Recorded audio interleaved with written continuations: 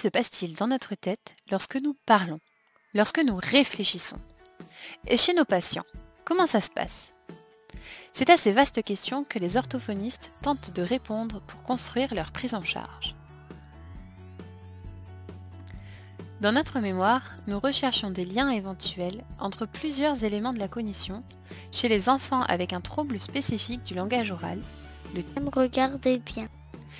Ils atteignent aussi la construction même du mot. La lionesse et son bébé dorment dans la savane. Le voiture y roule vite. Nous avons donc recherché le lien qu'il pourrait y avoir entre ce trouble morphosyntaxique et la planification. La planification qui nous permet d'organiser nos actions afin d'atteindre un but. Par exemple, pour s'habiller. Pour rechercher ce lien entre morphosyntaxe et planification, nous avons fait passer plusieurs tests à 31 enfants avec un TSD-LO. Nous avons ensuite comparé les niveaux en morphosyntaxe et les niveaux en planification des enfants. Puis, nous avons cherché des corrélations, une rééducation de la morphosyntaxe basée sur l'entraînement de la planification.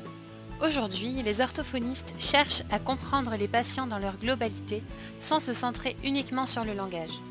Mieux comprendre tous les liens permettra de mieux prendre en charge nos patients.